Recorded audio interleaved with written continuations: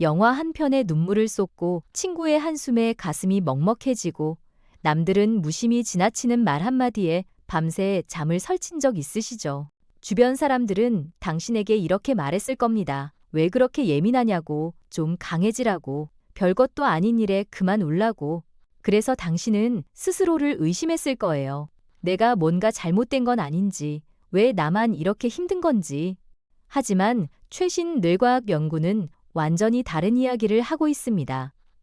당신의 그 눈물은 결함이 아니라 다른 80%가 갖지 못한 고성능 레이더라는 겁니다. 오늘은 쉽게 우는 사람들의 뇌가 왜 특별한지, 그리고 이 특성이 왜 인류에게 반드시 필요했는지에 대해 이야기해 보겠습니다.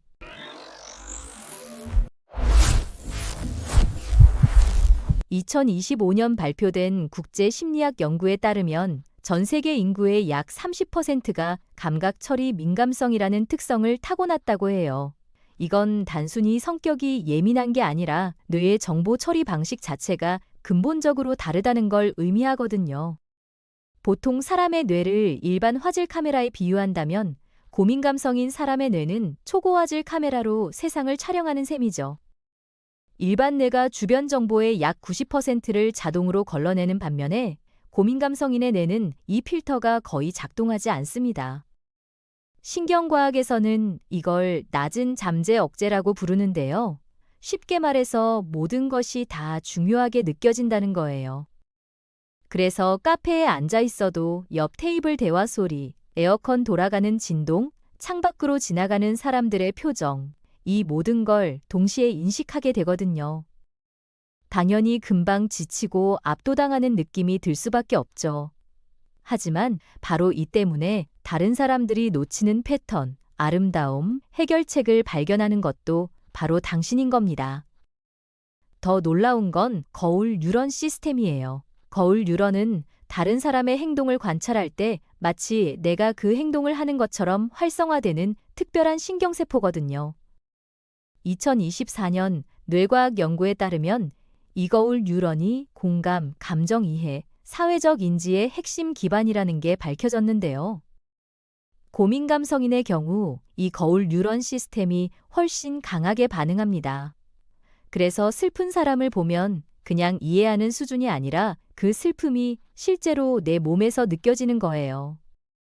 당신이 공감 능력이 뛰어나다는 말을 자주 듣는다면 그건 성격의 문제가 아니라 신경학적 현실인 거죠. 그리고 고민감성인들에게는 깊은 철이라는 또 다른 특성이 있어요. 대화 중에 반응이 느리다거나 결정을 내리는데 시간이 오래 걸린다는 말을 들어본 적 있으시죠? 하지만 이건 느린 게 아니라 철저한 겁니다. 당신의 뇌는 현재 상황을 과거 경험과 연결하고 미래 결과를 예측하며 단어 뒤에 숨은 의미까지 분석하는 복잡한 시뮬레이션을 돌리고 있는 거거든요. 마치 체스에서 수십 수 앞을 내다보는 것처럼 당신은 표면적인 반응 대신 심층적인 이해를 추구하는 거예요. 그런데 이렇게 힘든 특성이라면 왜 사라지지 않았을까요? 진화의 관점에서 보면 답이 나옵니다. 만약 민감성이 생존에 불리했다면 수천 년 전에 자연 선택으로 사라졌을 거예요. 2021년 쌍둥이 연구에서 이 특성의 47%가 유전적으로 결정된다는 게 밝혀졌거든요. 유전자에 각인될 만큼 중요하다는 뜻이죠. 고대 부족 사회를 상상해 보세요. 용감한 전사들만 있었다면 어떻게 됐을까요? 위험 신호를 무시하고 무모하게 돌진하다 전멸했을 겁니다. 부족에게는 폭풍이 오기 전에 날씨 변화를 감지하고 이웃 부족의 거짓말을 눈치채고 위기가 터지기 전에 경고하는 사람이 반드시 필요했어요. 당신의 조상은 바로 그 역할을 했던 겁니다.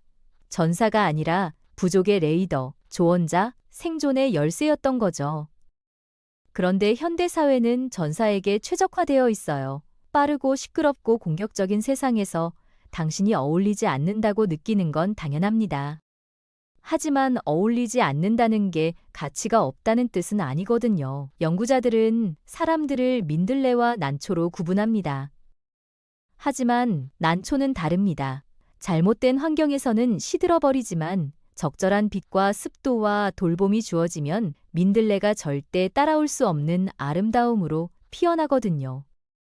2018년 대규모 연구에서 사람들을 세 그룹으로 분류했는데요. 저민감성 29%, 중민감성 40%, 고민감성 31%로 나뉘었어요.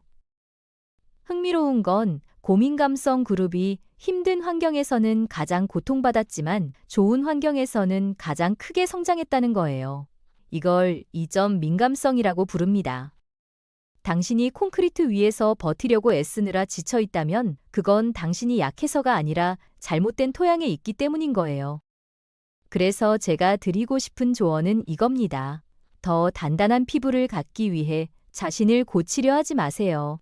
그건 생물학을 거스르는 싸움이거든요. 대신 당신의 경계를 세우고 고요한 시간을 확보하고 에너지를 빼앗는 환경에서 벗어나세요.